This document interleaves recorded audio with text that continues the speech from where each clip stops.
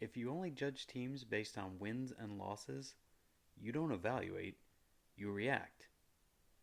This episode is about how we avoid that.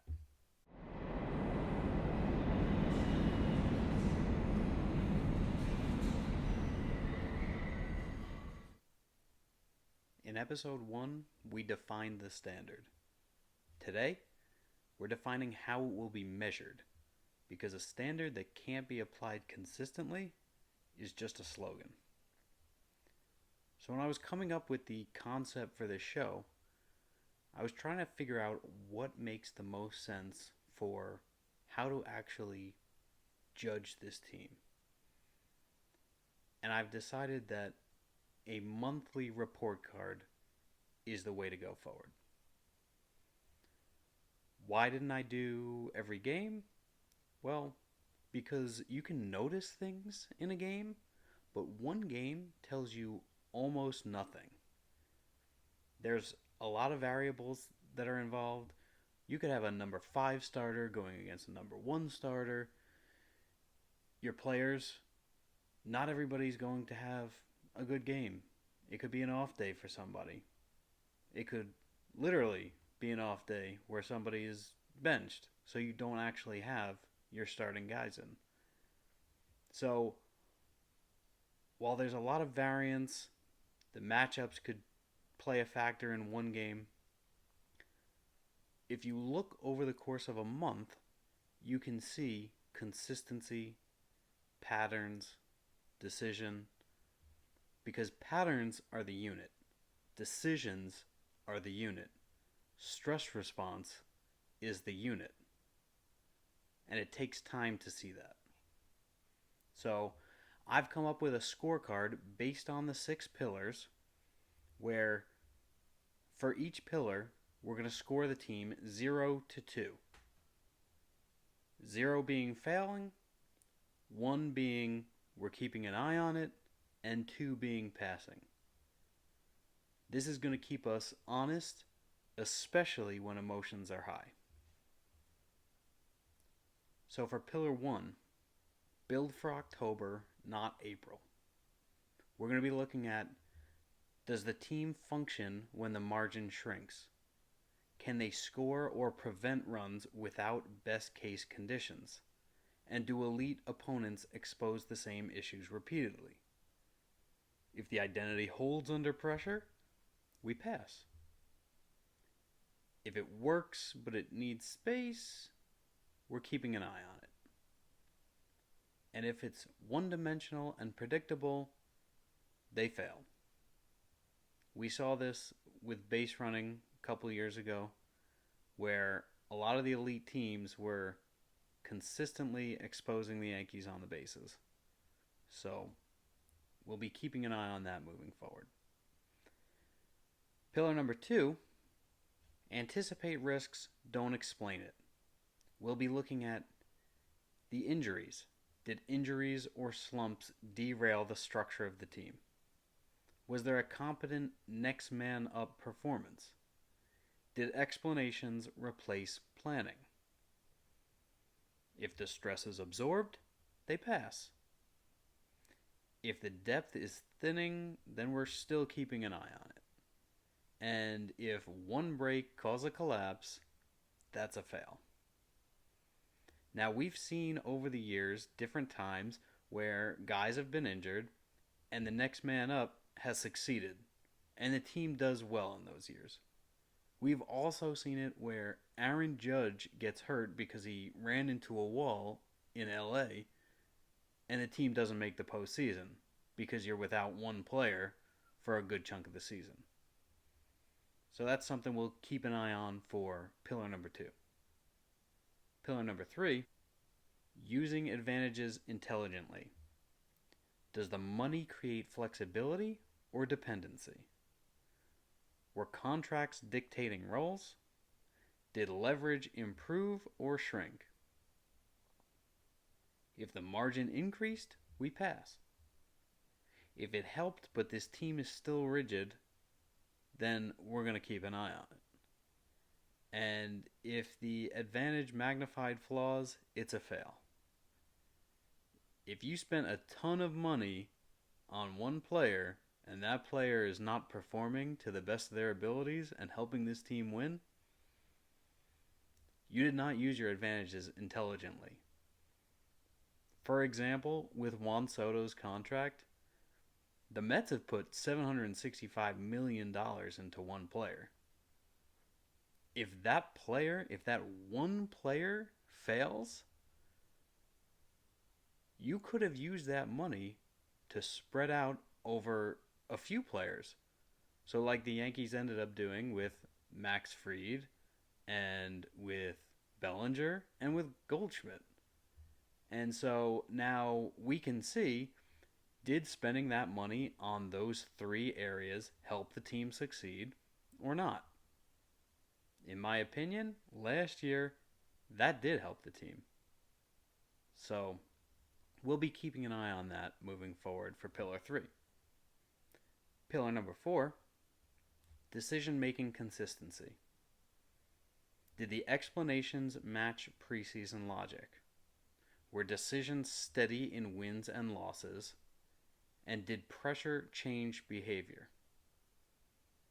Well, if the logic from the preseason held, we pass. If we're starting to drift from the explanations that we're receiving in spring training, then we're going to keep an eye on it. And if the goalposts move, that's a fail. If the expectations in spring training are to win the division, and we come to August and we're saying, well, if we scratch and claw and fight our way into the wild card, then anything can happen. We've moved the goalposts, and that's not going to work. If we're in a position to win the division in August and September, then we pass. So that's something that we'll keep an eye on for Pillar 4. Pillar 5, October translation. Did late inning execution improve or regress? Did trust narrow too early? Did pressure make postseason flaws visible? Now, if our performance travels well, then we pass. If we are competitive in these high stress, high leverage situations, but thin, then we're going to keep an eye on it. And if we have the same October problems, the same late inning problems, the same failures, then that's a fail. A lot of these games, a lot of close games, are decided in innings 7 through 9. That's where you win and lose games.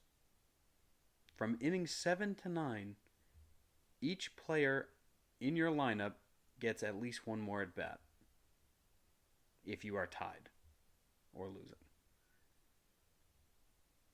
Each player has a chance to make a difference in that game. And that's where the games are won and lost. So it'll be interesting to see who performs in that situation and who doesn't. It also has everything to do with the back end of your bullpen.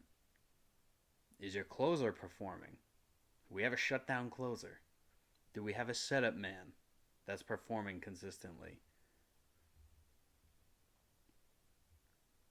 That's what's going to win and lose games, and those are the high-stress situations. That's where you see, is this team made for high-pressure, high-leverage situations? Is this team ready to go into the playoffs and win some series? Pillar number 6, uncomfortable decisions. Were roles adjusted in time? Did performance beat reputation? Was comfort allowed to linger? If decisions are made early, then great, we pass. If there's hesitation and that costs margin, if that's what makes this team borderline playoffs, borderline division, we're going to keep an eye on that. And if we show loyalty over leverage, that's a fail. There's a lot of chatter right now about Giancarlo Stanton and that the Yankees only have him on this team because they're paying him a lot of money, that they're loyal to him, and that it doesn't matter if he performs or not, if he's on the field or not, that he's going to be in that lineup no matter what. Well, if he struggles in clutch situations, then the Yankees are going to have to move on from him. Right now, it might be too early this season to tell, but last season, he didn't come through in the clutch. The year before, he played amazingly well in the playoffs. Playoff Stanton was a real thing, a real threat, and actually brought us into the World Series. But it's what are you doing for us now? Because we can't afford to have somebody on the team just because of their reputation. They need to perform, period.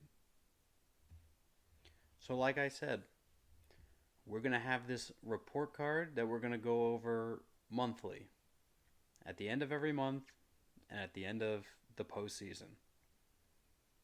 We're not going to do it every game, and we're not going to do it every series, every week. Evaluation requires distance. So, after each month, we'll have enough of a sample size to actually make judgments on, to actually see what are the patterns, what are the decisions being made, and judge if this team is where they should be.